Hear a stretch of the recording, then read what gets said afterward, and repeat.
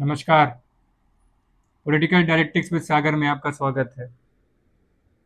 हम उत्तर प्रदेश के 21 मुख्यमंत्रियों पर एक वीडियो सीरीज बना रहे हैं और पिछली वीडियो में हमने उत्तर प्रदेश के पहले मुख्यमंत्री गोविंद बल्लभ पंत के बारे में बात की थी। उनकी पॉलिटिकल ऑब्जेक्टिव्स, उनकी पॉलिटिकल विचारधारा, एडमिनिस्ट्रेटिव प्रोसेसेस और उनकी स्टेट पॉलिसीज़ के बारे में जाना था।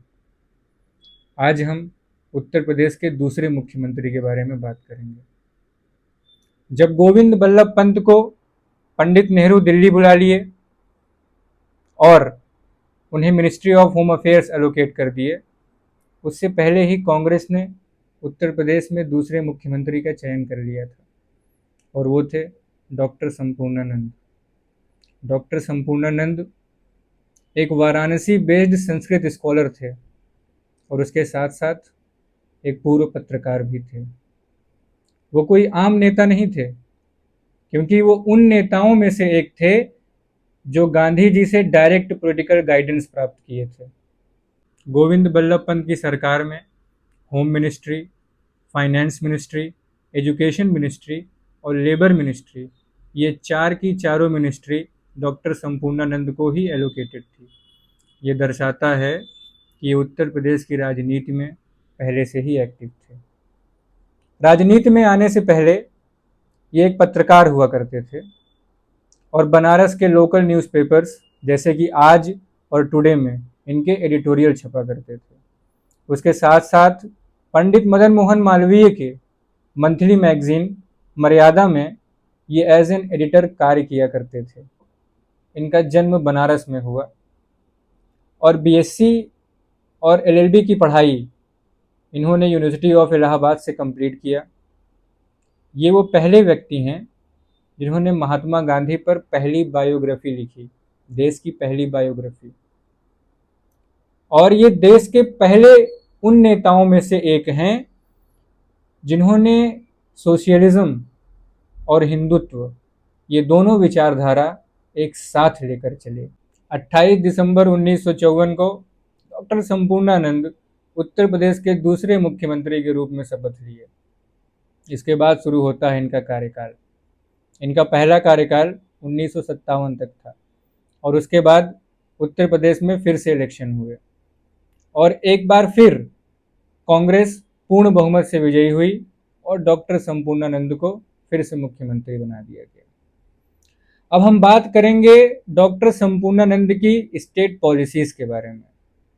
तो पहली पॉलिसी जो कि वाटरशेड मूवमेंट थी उत्तर प्रदेश की राजनीति में, जिसने उत्तर प्रदेश की राजनीति के पॉलिटिकल लैंडस्केप को चेंज कर दिया, और वो थी एजुकेशनल इंस्टीट्यूशंस में रिफॉर्म्स।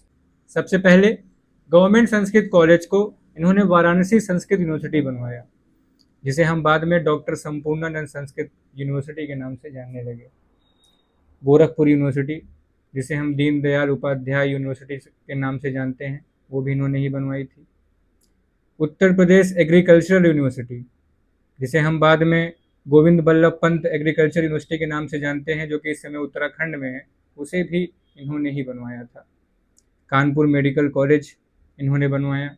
और उसके बाद देश में, ना कि प्रदेश में, देश में सबसे पहली बार सैनिक स्कूल इन्होंने लखनऊ में बनवाया, जिसको आज हम मनोज कुमार पांडे सैनिक स्कूल के नाम से जानते हैं।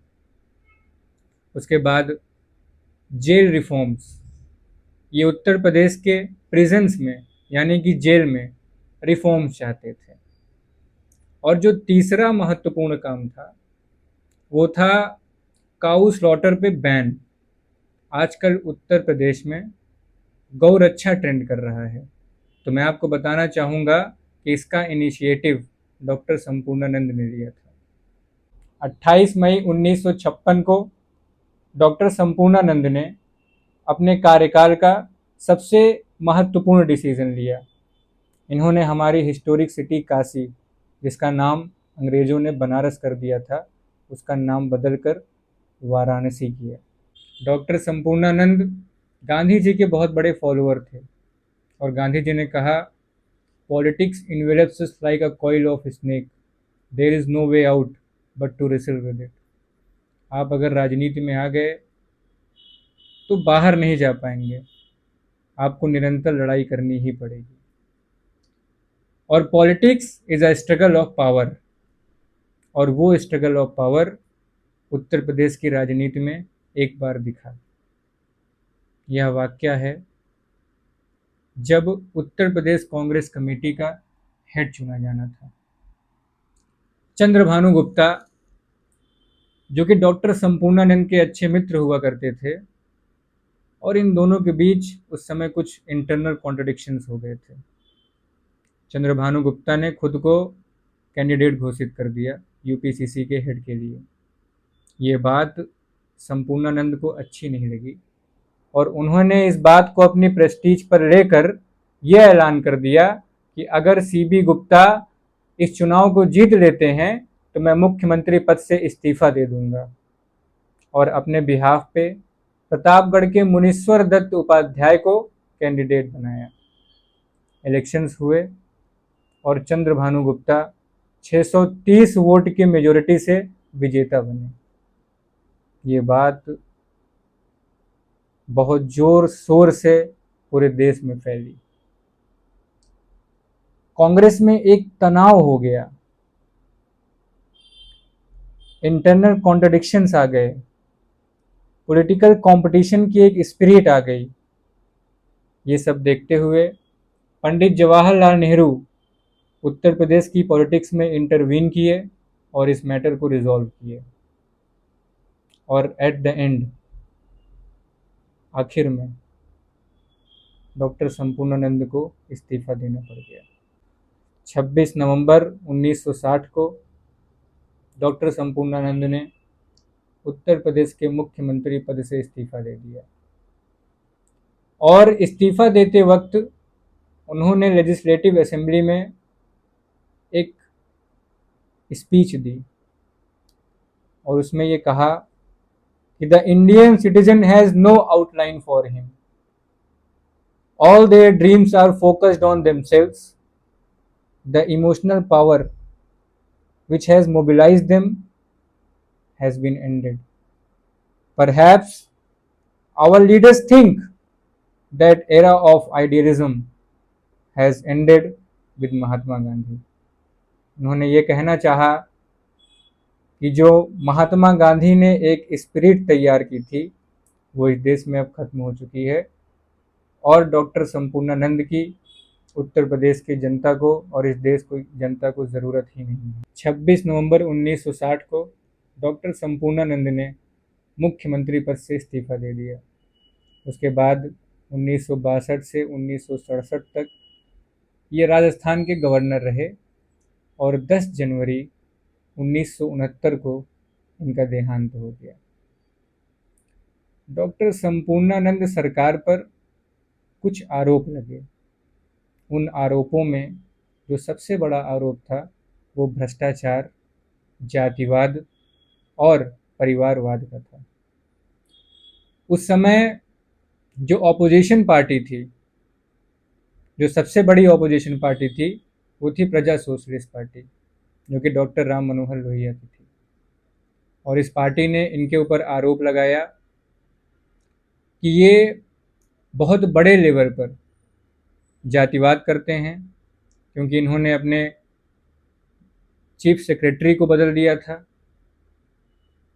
जिनका नाम आदित्यनाथ झा था, और उनकी जगह पर गोविंद नारायण को चुना था। और इनके ऊपर परिवारवाद का आरोप लगा और बताया गया कि गोरखपुर यूनिवर्सिटी में 118 स्टाफ एक ही कम्युनिटी से आते हैं, और उनमें से बहुत बड़ा तबका इनके परिवार और ख़ानदान से आता है। और भ्रष्टाचार का आरोप उस समय पर इनकी खुद की पार्टी के मेंबर्स ने ही इनके ऊपर लगाया। तो सोचने वाली बात है कि 1955 से लेकर 60 में और 2025 में उत्तर प्रदेश की राजनीति की जो मेन प्रॉब्लम्स हैं वो कुछ सेम ही हैं, जैसे कि जातिवाद, भ्रष्टाचार और परिवारवाद। धन्यवाद, मिलते हैं अगली वीडियो में।